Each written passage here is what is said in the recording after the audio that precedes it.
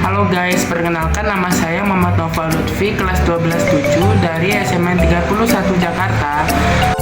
Di video kali ini saya akan menjelaskan mengenai penyimpangan semu pada hukum Mendel. Penyimpangan semu itu ada 5, yaitu diantaranya yang pertama ada atavisme, yang kedua kriptomeri, yang ketiga polimeri, yang keempat epistatis dan hipostatis, dan yang terakhir gen komplementer. Yang pertama, atavisme. Atavisme adalah interaksi gen beda alel yang memunculkan gen genetik nenek moyang. Contohnya seperti berikut. Pada diagram persilangan yang di atas, sifat yang muncul kembali pada keturunan F2 dan menggambarkan atavisme adalah sifat single. Fenotip single muncul karena genotip RRPP yang dimana itu adalah homozigot resesif. Fenotip ini termaksud keturunan nenek moyang karena single com adalah bentuk sisir ayam yang berupa sifat asli atau sifat nenek moyang ayam tersebut sebelum munculnya variasi sisir lain seperti walnut, rose, dan pea. Sedangkan sifat walnut bukan contoh atavisme karena sifat ini hasil dari alel dominan ada pada genotip ayam tersebut.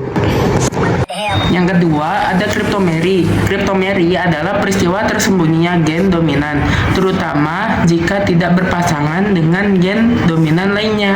Contohnya kriptomeri pada berikut ini. Pada tabel yang saya berikan, 9 untuk ungu karena A dominan bertemu dengan B dominan yang menyebabkan kriptomeri, yaitu perubahan warna yang dari merah menjadi ungu. 3 untuk merah karena A dominan tidak bertemu dengan B dominan. 4 putih karena A adalah resesif. Yang ketiga, polimeri. Polimeri adalah proses interaksi antar gen yang bersifat kumulatif atau saling menambah. Gen-gen yang berinteraksi ini akan mempengaruhi dan menghasilkan keturunan yang sama. Contohnya polimeri seperti ini. Berdasarkan hasil F2, dapat kita ketahui bahwa banyaknya jumlah gen M dominan akan mempengaruhi warna pada biji gandum. Semakin banyak faktor M dominan, maka warna biji gandum semakin tua atau gelap.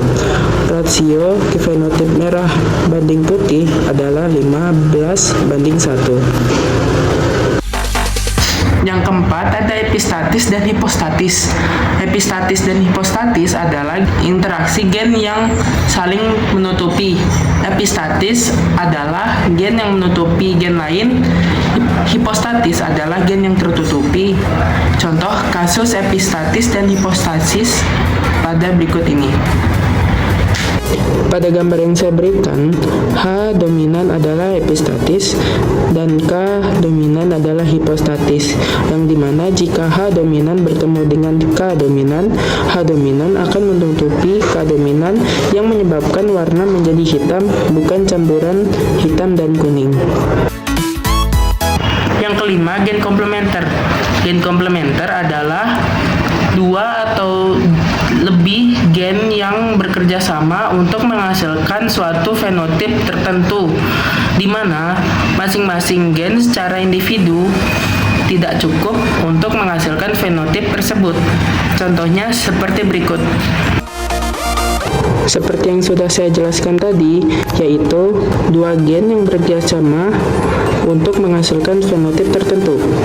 Pada kasus ketika B dominan bertemu T dominan akan menghasilkan fenotip baru, yaitu normal. Sekian dari materi yang saya sudah jelaskan. Semoga video ini bermanfaat. Terima kasih telah menonton.